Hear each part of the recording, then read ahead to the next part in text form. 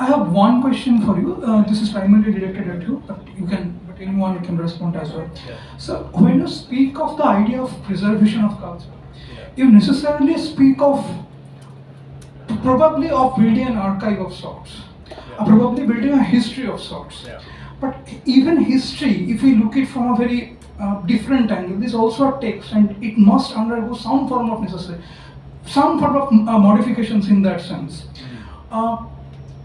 And we can also say in a very different way that history is the process of preservation, that is through history, is itself a process of modification.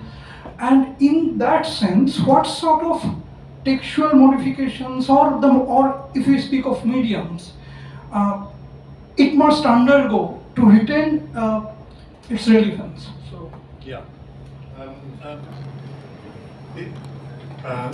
that's a very complex question, I think.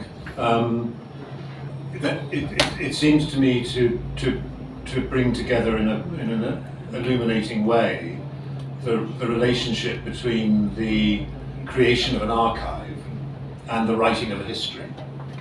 And the way in which I would give an initial response to that is to say that the creation of an archive is already a writing of a history. The archive is not, as it were, a neutral accumulation of documents. It's always a selection of documents. And that selection begins to, in some way or another, embed a certain conception of what matters. I mean, Shayantan was talking about what your reality is. I would phrase that in another way as to trying to be clear about what matters to you, what matters. And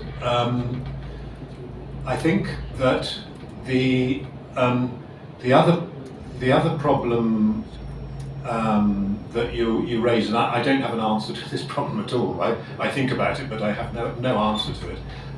Is the question of whether in this process of translation and archiving, an original authenticity is lost.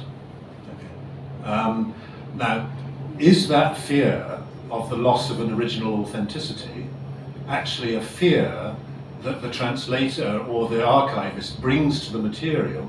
Because it seems to me that if you look at and my knowledge is very limited here, and it's based again on English sources, so it may not be relevant to the West Bengal context. When you look into the texts of oral cultures in particular, of course, one of the characteristics of them is that they're endlessly changing.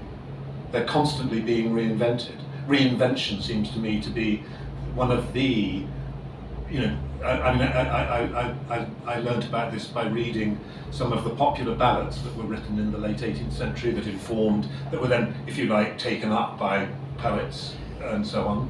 And when you look at what happens to them, they change.